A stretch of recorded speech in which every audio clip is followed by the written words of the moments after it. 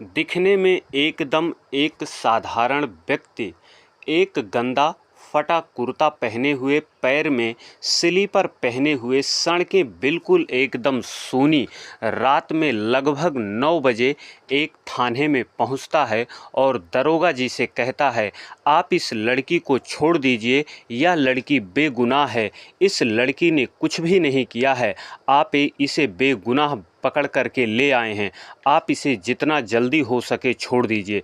दरोगा बोलता है कि तुम कौन हो? आप मुझे बताओगे कि मुझे किसे पकड़ना है, किसे छोड़ना है? तुम मुझे कानून सिखाओगे? वह व्यक्ति अपना एक आई कार्ड निकाल करके जब दिखाता है तो उस दरोगा साहब के पैरों के नीचे से ज़मीन खिसक जाती है। दरोगा साहब एकदम हक्का बक्का हो जाते हैं। वह व्यक्ति कौन था और वह लड़की कौन थी जिसे वो एकदम साधारण तरीके से दिखने वाला व्यक्ति उस लड़की को छुड़वाने के लिए आया था। पूरी कहानी की सच्चाई को जानने के लिए वीडियो को लास्ट तक ज़रूर देखें। वीडियो को लाइक करें। प्लीज़ चैनल पर पहली बार हैं तो चैनल को सब्सक्राइब ज़रूर करें, जिससे हमारा हौसला बढ़ता रहे। दोस्तों, उत्तर प्रदेश के एक लड़की जिसका नाम अनीता होता है, वह उत्तर प्रदेश के लखनऊ में एक शॉपिंग मॉल में काम करती थी, वहाँ पर ड्यूटी करती थी। वह पार्किंग एरिया में ड्यूटी करती थी और वो जिस पार्किंग एरिया में रहती थी, उसकी जहाँ पर वो काम करती थी, वह बहुत ही ईमानदार तरीके से और बहुत ही कर्तव्य निष्ठा से अपने पूरे काम को बहुत ही ईमानदारी से काम को करती थी। और जब वह अपने उस शॉपिंग मॉल के पार्किंग एरिया में एक दिन जब वह अपना काम कर रही थी तो एक लग्जरी गाड़ी में एक लड़का आता है और अपनी कार को वह गलत तरीके से पार्क करने लगता है। तो वह लड़की अनीता उससे कहती है कि सर, आप गलत तरीके से गाड़ी को पार्किंग कर रहे हैं, आप गाड़ी को यहाँ पर लगा दीजिए, नहीं तो किसी और सभी लोगों को गाड़ी ले जाने में बहुत ही प्रॉब्लम होगी। वो लड़का फिर कहता है कि क्या तुम मुझे जानती नहीं हो, मैं कौन हूँ? लड़की कहती है, आप सर कोई भी हों, लेकिन आप गलत तरीके से गाड़ी को पार्किंग कर रहे हैं, आप सही तरीके से गाड़ी की पार्किंग कीजिए ताकि किसी और व्यक्ति को कोई दिक्कत ना हो अपनी गाड़ी को लाने और ले जाने के लिए। जब यह अनीता उसे इतना कहती ही रहती है और वह जो लड़का होता है वो कहता है कि जानती नहीं हो, मैं कौन हूँ? पूर्व मंत्री का बेटा हूँ। और ऐसा ही जब कहते रहते हैं, उसके बाद में वो जो लड़का होता है वह अपने जेब से अपना फ़ोन निकालता है और एक दरोगा के पास फ़ोन करता है। वह दरोगा दूसरी तरफ से बोलता है कि आप कहाँ पर हैं? वह बताता है, उस शॉपिंग मॉल का नाम बताता है और दरोगा जी कुछ अपने साथ सिपाही लेकर के उस शॉपिंग मॉल के पार्किंग एरिया में पहुंच जाते हैं और दरोगा साहब अनीता से कहते हैं कि तुम जानती नहीं हो इन्हें कौन हैं? ये मंत्री, पूर्व मंत्री साहब के बेटे हैं। और वो कहती है, अनीता कहती है, साहब कोई भी हो लेकिन गाड़ी अपनी सही तरीके से पार करे, हमें किसी से कोई भी दिक्कत नहीं है, लेकिन गाड़ी सही तरीके से पार्क होनी चाहिए ताकि किसी और व्यक्ति को कोई प्रॉब्लम ना हो। लेकिन जो दरोगा होता है वो मंत्री के जो बेटे होते हैं उन्हीं की तरफ से बोलते हुए कहता है कि तुम्हारे ऊपर केस लगेगा, तुमने गाड़ी से सोने की मतलब कुछ ज्वेलरी चोरी की हो, तुम्हारे ऊपर केस लगेगा। वो जो दरोगा होता है अनीता को वहाँ से गिरफ्तार करके वह थाने पर लेकर के चला जाता है। इसकी सूचना जब उसके पिता और भाई को लगती है, उसके पिता और भाई जो है वो ठेला लगाते थे, चूँकि गरीब, वो बहुत ही गरीब थे, किसी तरीके से उनका लोग अपना रोजी रोटी चलाते थे। जब इसकी जानकारी पता लगती है उनके पिता और भाई को कि मेरी बेटी थाने में चली गई है, दरोगा साहब पकड़ के लेके गए हैं, तो उसके पिता और भाई उस थाने में जाते हैं जहां पे अनीता को लेकर के गए थे। वो दरोगा से कहते हैं, साहब मेरी बेटी जो है बहुत ईमानदार तरीके से काम करती है, बहुत ही ईमानदार है, इसने कोई चोरी नहीं की है। लेकिन जो दरोगा होते हैं उन्हें डांटते हुए कहते हैं, तुम जानते नहीं हो, ये पूर्व मंत्री के बेटे की गाड़ी से इसने कुछ सोने की ज्वेलरी की चोरी की है। और वो फिर भी वो कहते हैं नहीं साहब, मेरी बेटी ऐसा नहीं कर सकती है, मुझे पूरा भरोसा है। लेकिन वो जो दरोगा होता है अपना उन पर बहुत ही रौब दिखाता है, उन्हें वहाँ से डांट करके भगा देता है। वो उनके अनीता के पिता और भाई दोनों थाने से वापस आ जाते हैं। वो एक वकील के पास जाते हैं। जब वकील से वो दोनों अपनी पूरी इस घटना को बताते हैं तो वकील जो होते हैं वो भी ये केस लेने से मना कर देते हैं। वो कहता है कि मंत्री से कौन पंगा लेगा, इसलिए वो इस केस को लेते नहीं हैं। लेकिन एक दिन न्यूज़ में जो अनीता का भाई था, वो एक न्यूज़ चल रही थी, उस न्यूज़ में देखा था कि उस ज़िले के एसपी साहब ने एक नंबर जारी किया था। उन्होंने उस वीडियो में बताया था कि किसी को भी कोई ज़्यादा परेशानी होगी, उनका कोई कहीं भी दिक्कत होगी तो इस नंबर पर कॉल करें और ये नंबर मैं स्वयं ही इस पर मैं बात करूँगा। तो अनीता के भाई को वह वीडियो याद आती है, वह एसपी साहब की उस बात को याद करता है जो उसने वीडियो में देखा था।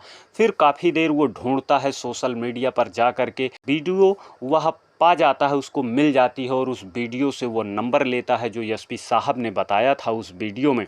और उस वीडियो पर जब वो कॉल करता है तो उधर से आवाज़ आती है कि बताइए, मैं एसपी साहब बोल रहा हूँ, क्या प्रॉब्लम है। तो ये इधर से रोने लगता है और रोते रोते बताता है साहब ऐसा ऐसा मेरी बहन के साथ हुआ है। और लेकिन उधर से चूँकि रोते समय बता रहे थे, इसलिए रो करके बता रहे थे, इसलिए आवाज़ क्लियर नहीं आ पा रही थी। तो एसपी साहब ने कहा पहले आप शांत हो जाइए, चूँकि आपकी पूरी बातें मेरे समझ में नहीं आ रही हैं, आप शांत हो जाइए, रोइए मत, उसके बाद में आप बताइए। तो वो अपने आप को थोड़ा से तसल्ली रखता है और अपनी आंसुओं को रोकता है। फिर वो पूरी बात एसपी साहब से बताता है। एसपी साहब कहते हैं कि ठीक है, कोई बात नहीं है, आपको कोई दिक्कत नहीं होगी, मैं आपको पूरा भरोसा दिलाता हूँ। एसपी साहब जाते हैं उस थाने में, अपने साथ वो अपनी एक टीम भी गठित करते हैं और अपनी टीम से कहते हैं कि मैं एक साधारण व्यक्ति बन कर के जाऊँगा, साधारण तरीके से जाऊँगा, देखता हूँ कि दरोगा जी आम लोगों के साथ कैसे व्यवहार करते हैं। तो जो एसपी साहब होते हैं एक गंदे से और कुर्ता पहनते हैं, पैजामा पहनते हैं और पैर में स्लीपर पहनते हैं और वो उस थाने में जाते हैं। थाने में पहुंचते हैं तो वहाँ थाने पे अंदर जाते हैं तो एक हवलदार होता है, उस हवलदार से कहते हैं मुझे अनीता से मिलना है और मैं अनीता का चाचा हूँ, वो मेरी भतीजी है। तो वो हवलदार उन्हें जाने देता है और लेकिन उस हवलदार को भी ये नहीं मालूम था कि ये कौन हैं, आखिर ये कौन है। हालांकि वो जाने देता है। जब वो वहाँ पे जाते हैं तो दरोगा साहब से एसपी साहब दरोगा साहब से कहते हैं कि इन्हें आप छोड़ दीजिए, इस लड़की को आप छोड़ दीजिए, इस लड़की ने कोई गुनाह नहीं किया है और ये बेगुनाह है। तो जो दरोगा होते हैं वो एसपी साहब से कहते हैं कि आप मुझे सिखाएंगे कि किसे पकड़ना है या किसे छोड़ना है, आप मुझे कानून बताएंगे। तो जो एसपी साहब होते हैं वो कहते हैं नहीं, मैं कानून नहीं बता रहा हूँ किसी को, लेकिन ये लड़की बेगुनाह है, इसने कुछ भी नहीं किया है, कोई चोरी नहीं की है, सब कुछ झूठा है और आप इसे छोड़िए। लेकिन जो दरोगा होते हैं वो कहते हैं कि नहीं, इसने जो है मंत्री के बेटे के गाड़ी से सोने की कुछ ज्वेलरी की चोरी की है, इसलिए इसको पकड़ करके ले आया गया है। एसपी साहब और थानेदार के बीच बहुत नोक झोंक होती है। दरोगा होते हैं वो कहते हैं आप मुझे जानते नहीं हो, मैं कौन हूँ, मैं इस थाने का इंचार्ज हूँ, ज़्यादा अकड़ दिखाओगे तो तुम्हें भी जेल में डाल दूँगा। ऐसा कहते हैं। जब वो मारने के लिए एसपी साहब को अपना हाथ उठाते हैं, एसपी साहब दरोगा जी का हाथ पकड़ लेते हैं, उसके बाद एक हाथ से अपना आई कार्ड निकालते हैं और दरोगा साहब के सामने कर देते हैं। जैसे ही दरोगा जी आई कार्ड देखते हैं वैसे ही उनके हाथ पैर कांपने लगते हैं, उनकी ज़बान लड़ने लगती है। वो अपनी लड़खड़ाती ज़ुबान से कहते हैं साहब मुझे माफ़ कर दीजिए, मुझसे बहुत गलती हो गई है। लेकिन एसपी साहब ने कहा कि आपने इस लड़की को किस गुनाह में बंद किया है? तुम्हें मालूम है किसी भी महिला को, किसी भी लड़की को रात में हवालात में नहीं रखा जा सकता है। तुम्हें कितने साल हो गए हैं नौकरी करते हुए और बिना किसी महिला कांस्टेबल के किसी महिला को गिरफ्तार नहीं किया जा सकता। दरोगा साहब बताते हैं कि मुझे साहब 12 साल नौकरी के हो गए हैं। तो एसपी साहब ने कहा कि आपने 12 साल की नौकरी में ये नहीं जाना कि रात में महिला को हवालात में नहीं रख सकते हैं। दरोगा साहब एसपी साहब से गिड़गिड़ाने लगे, हाथ जोड़कर माफ़ी मांगने लगे, साहब मुझे माफ़ कर दीजिए। तो जो एसपी साहब होते हैं वो कहते हैं पहले आप इस लड़की को छोड़िए, और फिर वो कुर्सी पर बैठ जाते हैं और खड़े होकर के दरोगा साहब हाथ जोड़ कर के माफ़ी मांगते रहते हैं। एसपी साहब कहते हैं लाइए आप हमें दिखाइए कि वो शिकायत कहाँ पे है। जब वो दरोगा साहब बताए थे कि एसपी साहब को इसने मंत्री के बेटे के गाड़ी से ज्वेलरी की, सोने की ज्वेलरी की चोरी की है, तो वो रजिस्टर देखने लगते हैं और किसी भी रजिस्टर में कोई भी सूचना नहीं मिली थी, कोई भी मतलब लिखा पढ़ी में कोई भी इनको कुछ भी नहीं था, किसी भी रजिस्टर में कोई नोट नहीं था, कोई प्रार्थना पत्र नहीं था। लेकिन ये वैसे ही फर्जी तरीके से ही अनीता को गिरफ्तार करके लेकर के आए थे। तो एसपी साहब ने कहा कि आपने किस आधार पर गिरफ्तार किया है, आपके पास कोई प्रार्थना पत्र है या कोई लिखित आदेश है या आपको कोई सूचना मिली है? अगर कोई सूचना मिली है तो उसको आपने कहाँ पे उसे नोट किया है, आप हमें दिखाइए। दरोगा साहब हाथ पांव कांपने हुए उन्होंने बोला, कुछ भी नहीं बोल पा रहे थे, उनकी जुबान नहीं चल पा रही थी, क्योंकि उनके पास कोई आदेश ही नहीं था उनके पास, या उन्हें कोई किसी के माध्यम से कोई सूचना ही नहीं मिली थी। पूरी घटना को देखते हुए फिर एसपी साहब ने दरोगा साहब से कहा कि अब तुम सस्पेंड हो, तुम्हें सस्पेंड किया जाता है। और उसके बाद जो दीवार पर दरोगा साहब की नेम प्लेट थी, दीवार से दरोगा साहब की नेम प्लेट को हटा दिया जाता है और उसके बाद फिर वहाँ से एसपी साहब भी चले जाते हैं और दरोगा साहब सस्पेंड ही हो चुके थे।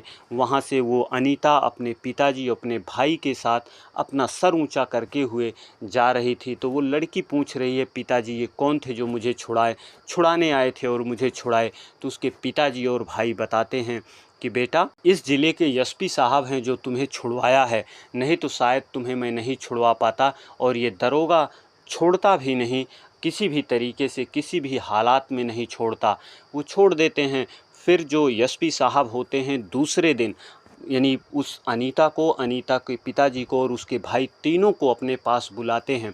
दूसरे दिन ये तीनों लोग, अनीता, उनके पिताजी और अनीता के भाई, तीनों लोग एसपी साहब के पास जाते हैं और एसपी साहब इन तीनों से कहते हैं, देखिए आपके पास झूठे केस तो दरोगा ने आपको अरेस्ट ही किया था, लेकिन अब मुझे करना यह है कि जिस व्यक्ति के लिए किए थे उस व्यक्ति के खिलाफ मुझे मानहानि का केस करना चाहिए। तो ये जो अनीता के पिताजी होते हैं, चूँकि बहुत ही गरीब होते हैं, कमाने खाने वाले व्यक्ति होते हैं, ये कहते हैं, साहब मैं कमाने खाने वाला आदमी हूँ, मैं इतने बड़े लोगों से मैं पंगा कैसे ले लूँ? बाद में मुझे कोई दिक्कत होगी, मुझे परेशानी ये लोग मुझे बहुत परेशान करेंगे, मैं कमा खा भी अपना परिवार भी नहीं पाल पाऊँगा। एसपी साहब कहते हैं, नहीं, आप किसी से पंगा नहीं लेंगे, आपको किसी से कुछ भी नहीं करने होंगे। आपके पास पूरा सिस्टम है, आपके साथ में प्रशासन है। जब आपके साथ में प्रशासन रहेगा तो कोई छोटा बड़ा नहीं होता है, कोई कुछ भी नहीं करेगा आपका। उसके बाद जो अनीता होती है वो अपने पिताजी को मना करते हुए कहती है पिताजी नहीं, अब आप, ये हमारे चुप रहने का समय नहीं है, अब हमें कुछ न कुछ इस पर करना चाहिए। अनीता भी हाँ कर देती है एसपी साहब से, उसके पिताजी, उसके भाई भी, ये तीनों लोग एसपी साहब से हाँ कर देते हैं, ठीक है साहब, जैसा आप कहेंगे। उसके बाद में उनके खिलाफ़ जो है मानहानि का केस होता है, केस अदालत में चलता है। और जब अदालत जो है जब उस नतीजे पर पहुंचती है, जब उसकी जांच होती है, तो अदालत ने जांच में पाया कि जो अनीता के ऊपर आरोप लगाए गए थे वो पूरी तरीके से गलत हैं। अनीता बेगुनाह है, उसने कोई चोरी नहीं की है, अनीता के ऊपर झूठे आरोप लगाए गए हैं। अनीता को पूरी तरीके से बरी कर देता है, छोड़ देता है, और वो जो व्यक्ति होता है उसके ऊपर थाना भी लगाते हैं और उन्हें कुछ सज़ा भी देती है अदालत। दोस्तों, ये थी पूरी कहानी, और वीडियो को लाइक करें, प्लीज़ चैनल को सब्सक्राइब ज़रूर करें और बेल आइकन को भी प्रेस करें ताकि हम जो भी वीडियो लाते रहें वो सबसे पहले आपके पास पहुँचे। एक नई कहानी के साथ फिर मिलते हैं अगली वीडियो में। तब तक के लिए बहुत बहुत धन्यवाद।